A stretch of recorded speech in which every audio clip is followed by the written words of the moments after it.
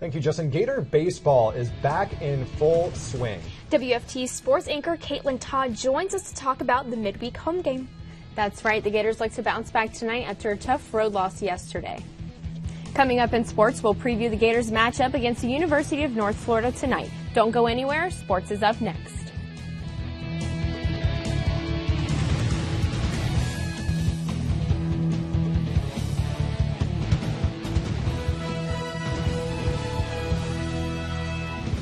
The Florida Gator baseball team renews its rivalry with the University of North Florida tonight at 6 as they take on the Ospreys in a midweek home game. Welcome back to sports. I'm Todd. The Gators and the Ospreys have met 19 times since their first meeting in 2006, and Florida leads the series with 13 wins and 6 losses. The Gators faced off with UNF twice last season and won both of those matchups. Florida totaled 23 hits and 12 runs in the 2 games against UNF last season. However, North Florida currently has a 2-1 record and is coming off of a series victory over the Missouri Tigers. The Ospreys are also hot at the plate with 3 players batting well over .400. Florida, on the other hand, has now moved to 3-1 this season after suffering their first loss last night against the USF Bulls on the road. The young Gator team has struggled on offense early this season with a team batting average of just .190 and managing just 2 hits and leaving 12 men on base in the 6-1 loss in Tampa.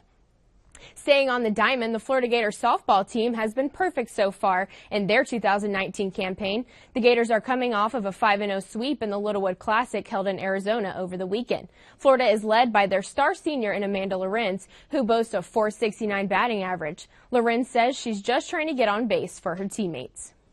Just trying to compete, find a way to get on base. We have so many great hitters in our lineup, so all I'm focused on is getting on base so that the big hitters behind me can hit me in.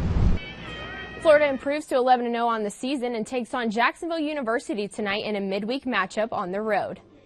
Meanwhile, on the hardwood, the Gator men's basketball team is also back in action tonight as they face the LSU Tigers in Baton Rouge. Florida is set to take on the Tigers twice in a span of just 2 weeks.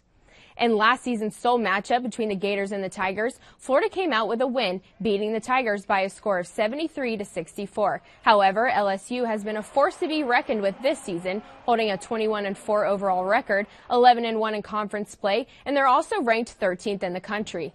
Meanwhile, the Gators are just 14-11 this season and 6-6 in conference play. Florida head coach Mike White knows that this LSU team is really impressive, and time is running out for the Gators to turn things around. It's a big win for us because opportunities are running out. I don't know what the future holds for this team a month from now. I don't know, but I know we got another one in Baton Rouge, another great opportunity. 4 area girls high school basketball teams were on the court last night in regional action, fighting for their chance to advance in the state playoffs. Over at Eastside High School, the Rams just couldn't keep up with the steady scoring Menendez Falcons from St. Augustine. At the half, Eastside was trailing by a score of 28-12 and had scored just 1 single point in the second quarter. Eastside would go on to lose the game 56-35, missing out on the state playoffs and ending their postseason run.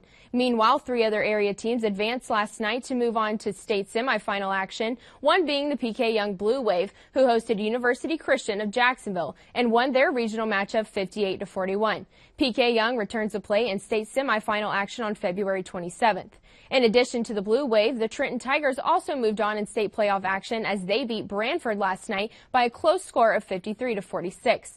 And finally, the Hawthorne Hornets advanced to their state semifinal with an even closer 55-50 win over Lafayette last night. Both Trenton and Hawthorne will be back in action on Monday in their respective state playoffs. Thank you, Caitlin.